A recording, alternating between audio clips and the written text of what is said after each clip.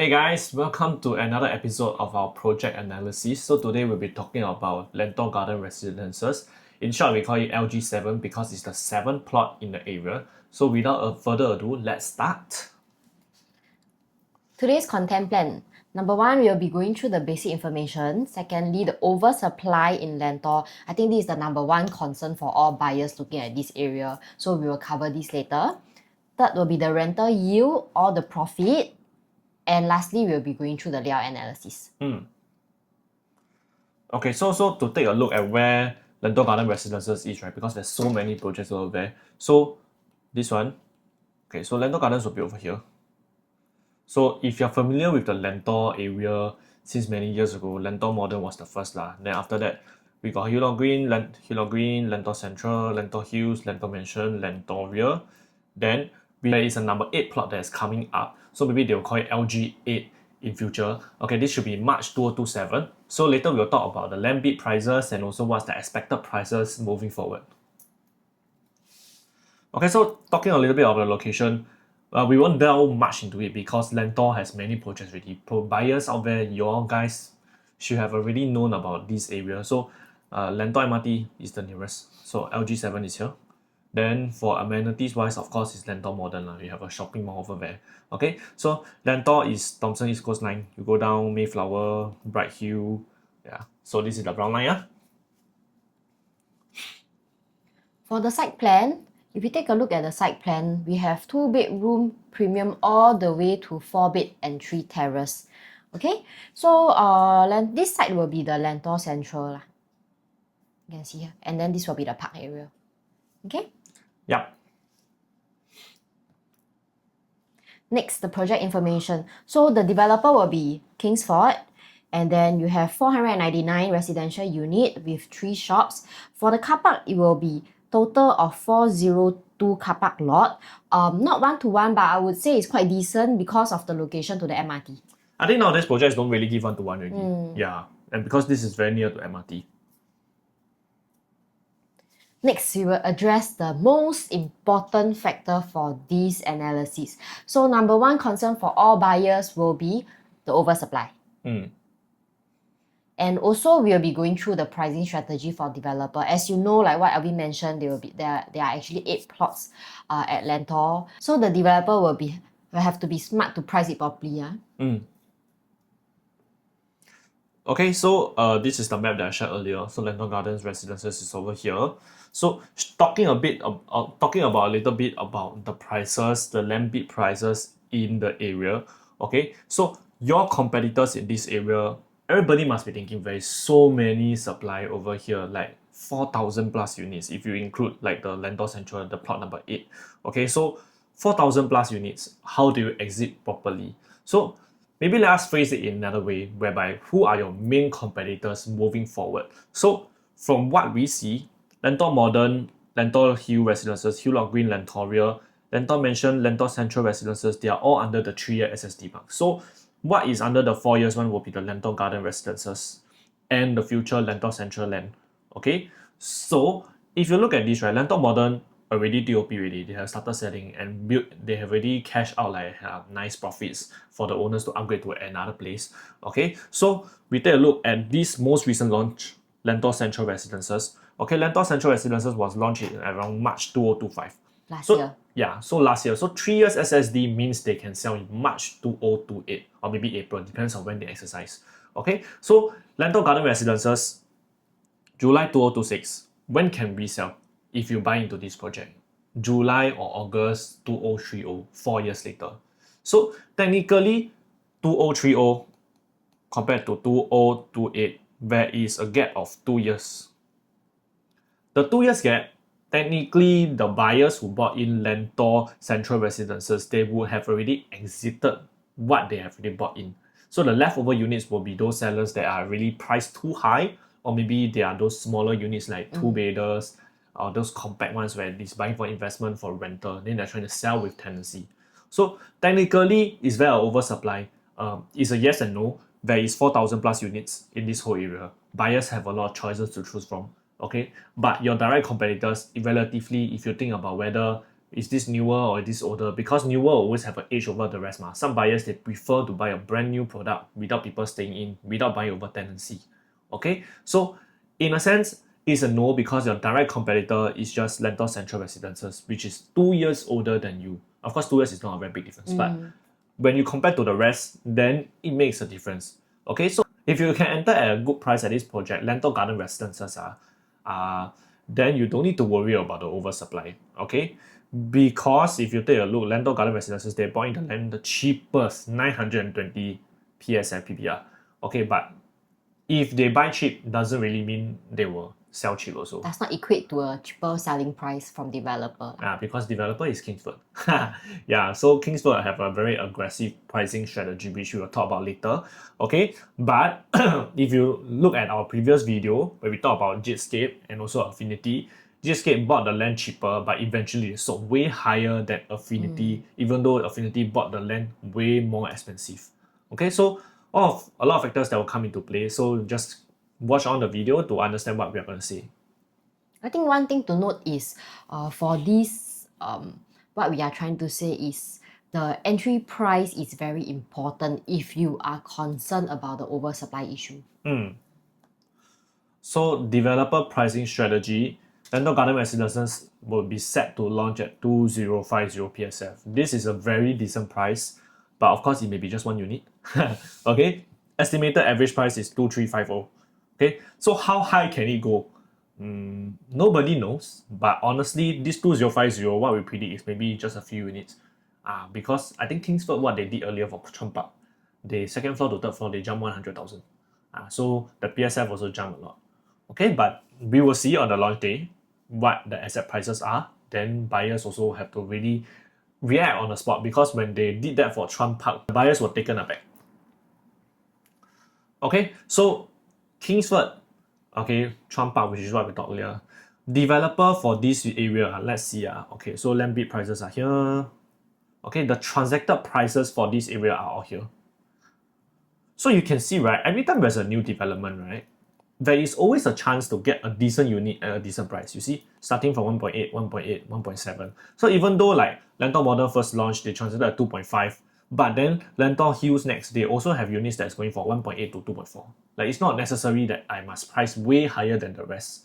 Even though a lot of agents always say like, the next launch will be more expensive. But in this area, whereby developers, Voco, they want to move their units, because Voco got a lot of land here, they want to move their units, they will price it attractively. So there's always a chance to go into this project to get an attractive price for the unit that you want. Okay, so you can see the most recent one, Lentor Central Residences, also starting from 1.9. So if this one is going to start from 20XX, high likely it might go to 2526 also, maybe. Okay, so what happened to Trump Park? They one day increased 5 times. Yeah, one floor jump from second to third, or the third to fourth, can't really remember. They jumped 100 plus thousand. Okay, so let's look at this number 8 land plot. This is the highest bidder price, 1278. So 1278, how much are they going to sell in future? Okay, you averagely they also minimally need to start, I think 2324 lah. 23XX to 24XX. If they start from 2000, it's not impossible, but I think the developer won't earn a lot. Okay, so if they sell 23XX to 24XX, is it possible to hit 2.8 to 3K? I think it's highly possible. Okay, then developer for Kingsford, right, what we predict is they will not want to sell everything on the first day. They will not want to sell Lentor Garden Residences on the first day. So they might have some units that's priced attractively, right? Because why? They know if the number 8 Lentor Central GLS, right, they can hit 2.8 to 3K, right? They can slowly increase their price for their remaining units until next year when the 8 plot really hit 282 to 3, right? Then they can get a decent profits from the remaining units, which they increase the price up to the 2.3K range. So they will not want to sell everything in the first day because they are not super fearful for Kingsford. This is what we believe. Okay, we might be wrong. Okay, this is just what we understand. They are not super fearful because the next one that's coming out bought their land price like 300 above what Kingsford bought in. That's like 30% more. Okay, so if they start 2050, if you look at Lentor Mansion, Lentor Central, right? How much do they need to make how much do they need to sell to make profits? They might need to sell 26 to 28. Okay, so if 2050 is the starting price, the price, let's say it goes up to 2324, honestly it's quite a very decent price. Because you have this buffer up there from the previous two projects, right, for you to buy into. So as you can see, every project, there are units that are selling at very attractive PSF. So if you are able to get a unit at this entry price, this will be your safety buffer. Let's say today, if you get a unit at 2001 or 2002, and there are people buying in at 2005, 2004, easily today, I mean, after SSD period is over, 4 years later, you want to sell at 2005. If let's say you buy it at 2002, $300, 300 PSF profit from whatever this unit purchased from. If you are selling at that price, I think it's highly possible you can actually make quite a good profit. So additionally, you also have this price protection from the Lentor Central GLS. Our walkaway price will be about 25xx for this project. If you can get anything like 25 and below, I think you can enter. Okay, but not all units are. Of course, you must see the facing and everything. Okay. So if you are a buyer looking to buy into this area, I think one thing you have to be very clear is if you are going for the profit or the rental yield. Because there are actually projects out there where, like, you know, you can actually have very good rental yield, but the potential profit is actually lower. So there are actually past projects we have seen out there. If you compare two projects, one rental yield is very good, but profit is not there, and the other one, the profit is there, but the rental yield is not good. So for this, you have to be very clear what you want before you go into this project. Let us know if you need any assistance on this. So even though we address the oversupply issue, but one thing to note, for buyers who are looking for two-bedder in this project, you have to be very careful because for two-bedder, there are actually a lot of investors. Okay, so for investor, if let's say today they collect key ready, usually they'll rent out. And one day, if let's say they want to put it out on sale, it will be also sale with tenancy. So you have to be very careful because your supply is always there, especially in this area, Lentor, where you have so many other projects, right? So all these two-bedder will be out there. That's when you actually have your competition. Yeah. So if you're looking for two-bedder, we believe there are actually better alternative out there. But if let's say today you're looking for a three-bedder, profitability-wise, we think that this is actually worth a look. Yeah, so because for two bedders, most of the time you're looking for rental yield. You won't be looking for profitability. So two bedders, rental view, of course, I think maybe CBD area, CCR, maybe makes more sense. Like for example, OMG, or even we look at like past transactions, right? Like Avenue South, their rental yield is decent, but their profitability is not as decent as you compare to like more like outskirts area, for example, Jetscape, for example. Like the profitability is through the roof, or even Armour can rent high or not? Of course can rent decent, but then the profitability is way more than the rental yield. So what we're trying to say here is if you are, of course, we address the oversupply, your only competitor within the 2 years range is Lentor Central Residences. But if you are buying a two-bedder, then we will say that it will still be slightly risky out here in this project. But that doesn't mean that you cannot buy, because layout still matters. Okay, but we feel that this project might be more catered towards people who are looking for profits like three-bedders and above. Okay, so addressing another concern whereby you're buying for profitability, right? You're not going to stay, you just buy, you want to flip, right? So sometimes when units, there's a lot of people selling, you can't sell, you leave it vacant.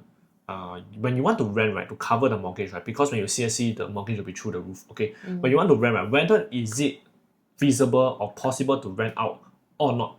Okay, so one thing to know here, units can always get rented out.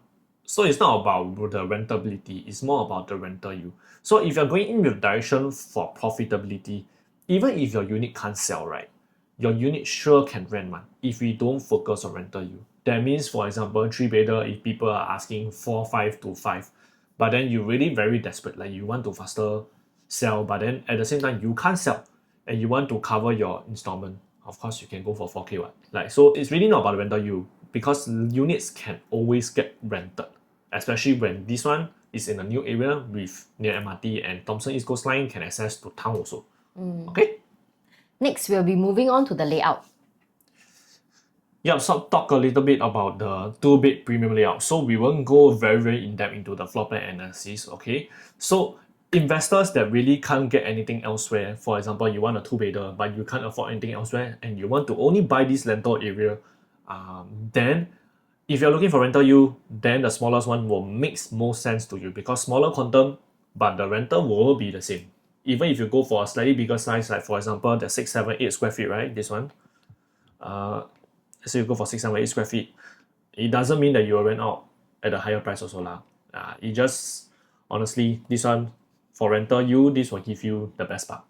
Okay, but for all these P2, P3, P4, P5, this is for buyers out there, right? You want to appeal to people who might want to own stay here in future. We're not talking about rental now, So that's for own stay. If you want to have a better exit plan, then these layouts it might be better. Okay, why? Because there is dedicated study over here. And this is quite interesting. This one have a home shelter. Okay, and also if you look at the dining area, there's like dedicated dining areas like slotted, like cushion into one area instead of this one out of nowhere. And the kitchen can enclose. This one can enclose. Yeah, so P2 to P, I would say to the P home shelter one is more suitable for own stay. People might prefer this if they are a small compact family with no kids. They will be able to stay here rather than this one. Okay? So I feel that the best layout will still be this layout, as I don't think other two-bedders in the Lentor area out there, you actually have this bomb shelter. So as we mentioned, in this whole area, if your supply for two-bedder is high and they are mostly for rental, what we suggest is to get something that have advantage over other layout. So for this layout, you actually have advantage. Next, we move on the two-bedroom plus study layout. Okay, so all same size, all 732 square feet. So if you need a real study area like this, like just now the two-bedder without the proper study is not enough, then these have decent study space. It's like allocated at one corner for you.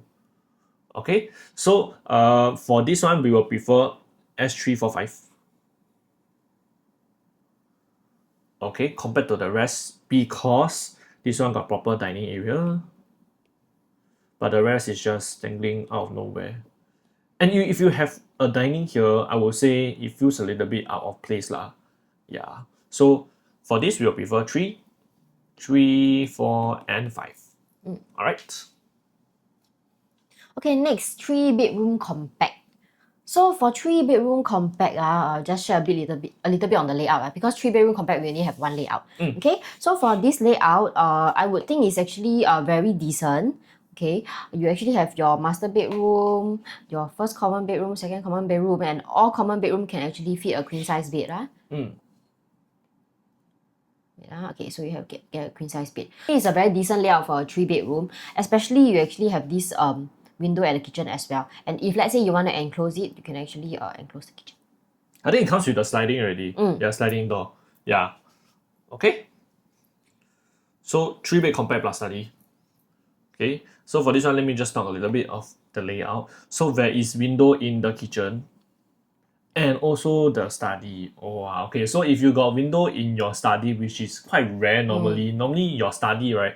They let you face the wall one. Then got one aircon there, no window. If you got window here, I would say this can serve as a bedroom as well. This one can fit a single bed. But of course, this one is very small. Okay? But if you got bed, I think this window thingy, I think it pulls you above the rest, I would say. Even though it's slightly more expensive than the other one. Very decent size window, I would say. Okay, so not bad, this layout. Next, 3-bed premium plus study. Yeah, so 3-bed premium plus study, right, is 969 square feet. Okay, but one thing to note is, right, there is no windows in your kitchen. So if you got no windows in your kitchen, I mean, look, right now we're not talking about compact, we're talking about premium. If you premium, you got no windows, I think it puts you down a little bit. Like I don't think this is ideal right now. Okay, so I think if you're a buyer out there, you want a 3-bed premium, you might want to upsize to go to the next one because this window is going to set you back. The functionality is not there for a proper family. Yeah. So 3-bed premium. So just now it's 3-bed premium plus study, yeah. So 3-bed premium, there is windows in everything, in all the kitchen. So this view layout 1001 square feet and 1012 square feet is more suitable for on stay. Okay, but one thing to highlight here, I will say, is the long walkway over here. Okay, so we are not fans of long walkway. Okay, but if you have long walkway, you need to fully utilize the space. Build like shoe cabinets or display cabinets for your bags, or even your Gucci Hermes bags. But you cannot put your watch there lah, because you put your watch there, your guests might steal. Okay, so for these 4 layouts, what we prefer is P3 and P6. Why? I think y'all will know. Lesser wasted space over here. Over here, hold on. Lesser wasted space over here, but for this is like a long one. This one also a long one. So very fast, we are at the 4-bedroom compact already. Okay, so 4-bedroom.